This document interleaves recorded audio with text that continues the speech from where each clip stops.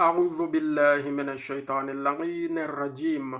बिस्मिल्लाहिर्रहमानिर्रहीम। अल्लाहुम्मा सल्लि अला मुहम्मदिन व आलि मुहम्मद वअज्जिल फरजहुम। अस्सलामु अलैकुम वरहमतुल्लाहि वबरकातुहू। दोस्तों, आपकी खिदमत में मौला इमाम अली अलैहिस्सलातु वस्सलाम मौला मुत्तकियान का खुतबा नंबर 19, जो नहजुल बलागा में नंबरिंग के हिसाब से 19 है, वो आपके सामने पेश करने की सआदत हासिल करते हैं।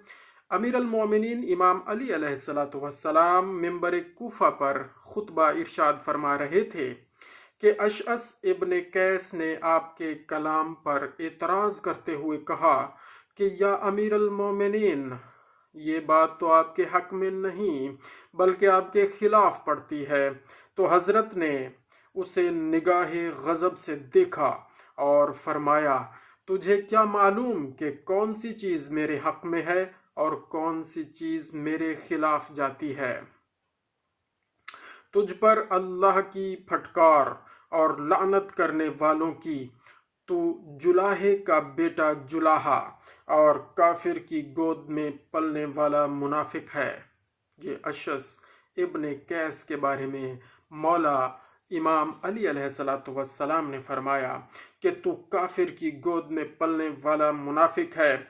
तू एक दफ़ा काफिरों के हाथों में और एक दफ़ा मुसलमानों के हाथों में असीर हुआ,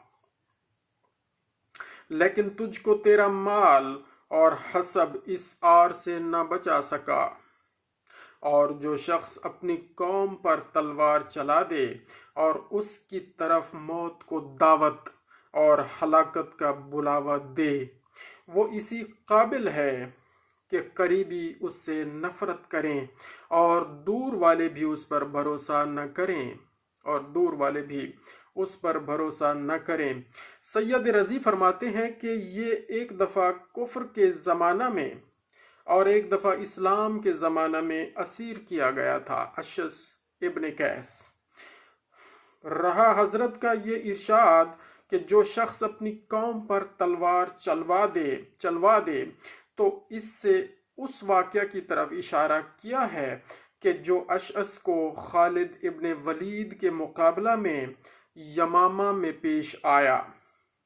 वो वाक़या यमामा में पेश आया था कि जहां उसने अपनी कौम को फरेब दिया था और अपनी कौम से और उनसे चाल चली थी, यहाँ तक कि खालिद ने उन पर हमला कर दिया। और उस वाक़या के बाद उसकी कौम वालों ने अशअस इब्न कैस का लक़ब उर्फुन्नार रख दिया, और ये उनके मुहावरा में गद्दार के लिए बोला जाता है। यानी अशअस इब्न कैस अपनी कौम में गद्दार के नाम से मशहूर हो गया था, अपनी हरकतों की वजह से।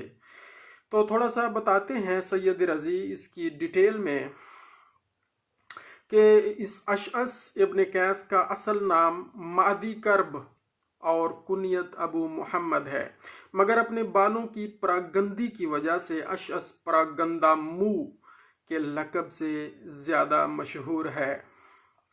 जब बेअसत के बाद ये अपने कबीला समेत मक्का आया, तो पैगम्बर इस्लाम सल्लल्लाहु अलैहि वसल्लम ने उसे और उसके कबीला को इस्लाम की दावत दी, लेकिन ये सब मुंह मोड़ कर चलते हुए। और क्या हुआ? और एक भी इस्लाम कबूल करने के लिए आमादा न हुआ। और जब हिजरत के बाद इस्लाम के कदम जम गए और उसका परचम लहराने लगा और अतराफ़ जवानिब के वफ़द जोक दर जोक मदीना आना शुरू हुए, तो ये भी बनी कंदा या किंदा के एक वफ़द के हमरा पैगम्बर इस्लाम की खिदमत में हाजिर हुआ और इस्लाम कबूल कर लिया। साहिब इस्तिआब लिखते हैं कि ये पैगम्बर इस्लाम सल्लल्लाहु अलैहि वसल्लम के बाद मुर्तद हो गया, और हज़रत अबू बकर के ज़माने खिलाफत में कि जब उसे असीर करके मदीना लाया गया, तो फिर इस्लाम कबूल किया दोबारा से। अल्लाहु अकबर। मगर उस वक्त भी उसका इस्लाम सिर्फ दिखावे का था। चुनाचा शेख मोहम्मद अब्दा ने حاشیہ نہج البلاغہ پر تحریر کیا ہے کہ جس طرح عبداللہ ابن ابی سلول اصحاب رسول صلی اللہ علیہ وآلہ وسلم میں تھا، یعنی منافق تھا یہ بندہ عبداللہ ابن ابی سلول، ویسا ہی اشعث علی ابن ابی طالب علیہ السلام کی جماعت میں تھا، یعنی یہ بھی منافق تھا، اور یہ دونوں اپنے اپنے عہد میں چوٹی کے منافق تھے۔ اللہ اکبر۔ جنگ یرموک میں اس کی ایک آنکھ ضائع ہو گئی تھی، چنانچہ ابن قتیبہ نے المعارف میں اسے کانوں کی فہرست میں درج کیا ہے، اور حضرت ابو بکر کی بہن ام فروہ بنت ابی قحافہ جو پہلے ایک ازدی کے نکاح میں تھیں اور پھر تیم وارمی کے عقد میں تھیں، تیسری دفعہ اسی اشعث سے بیاہی گئیں، جن سے لڑکے محمد، اسماعیل اور اسحاق پیدا ہوئے، 3 بیٹے پیدا ہوئے۔ کتب الرجال میں لکھا ہے کہ یہ بھی ایک آنکھ سے معذور تھیں۔ ابن ابی الحدید نے ابو الفرج سے یہ عبارت نقل کی ہے، جس سے واضح ہوتا ہے کہ یہ قتل امام علی علیہ السلام، قتل امیر المومنین علیہ السلام کی سازش میں برابر کا شریک تھا، یہ اشعث ابن قیس۔ اس میں لکھا ہے جی، شب ضربت عبد الرحمن ابن ملجم، لعنت ہو اس پر، ابن ملجم پر، اور اشعث ابن قیس، اس پر بھی لعنت ہو۔ یہ دونوں کیا تھے؟ شب ضربت ابن ملجم اشعث ابن قیس کے پاس آیا اور دونوں علیحدگی میں مسجد کے ایک گوشہ میں جا کر بیٹھ گئے کہ ادھر سے حجر ابن عدی، بہت عظیم صحابی تھے، مولا امام علی علیہ السلام کے اور حضور پاک صلی اللہ علیہ وآلہ وسلم کے باوفا تھے، اور ان کی کچھ عرصہ پہلے قبر مطہر کو جب کھودا گیا اور ان کو شفٹ کیا گیا تو بالکل صحیح و سلامت اس قبر میں، ابھی چند 2-3 سال پہلے کا واقعہ، ہم نے خود ان کی زیارت کی ہے، فیس بک پر اور واٹس ایپ پر، اور ان کی تصاویر شیئر کی گئیں۔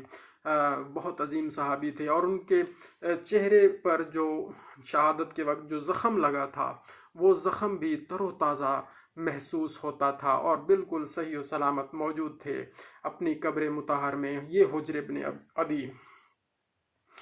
تو ادھر سے ان کا گزر ہوا، حجر ابن عدی کا گزر ہوا تو کیا ہوا؟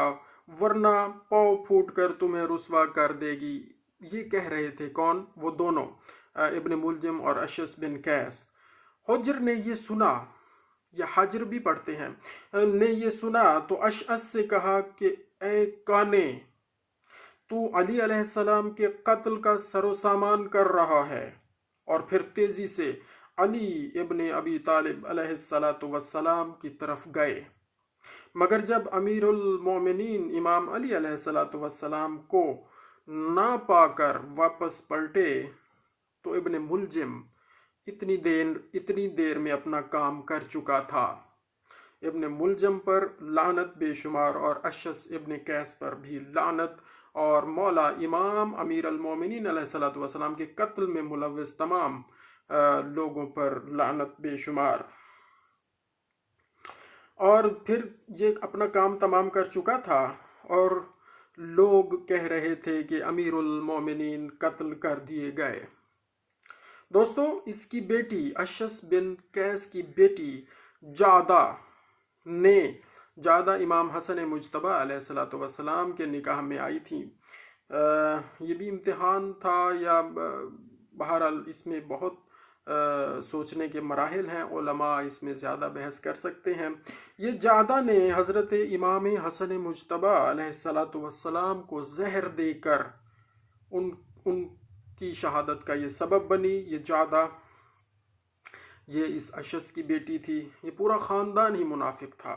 چنانچہ مسعودی نے لکھا ہے، آپ کی زوجہ یعنی آپ امام حسن مجتبی علیہ السلام کی زوجہ جعدہ بنت اشعث کندی نے امام حسن مجتبی علیہ الصلوۃ والسلام کو زہر دیا، اور امیر شام، میں تو اسے غریب شام اور فرعون شام کہتا ہوں، نے اس سے یہ ساز باز کی تھی کہ اگر تم کسی طریقہ سے حسن کو زہر دے دو تو میں تمہیں 1,00,000 درہم دوں گا اور یزید سے تمہارا عقد کروں گا۔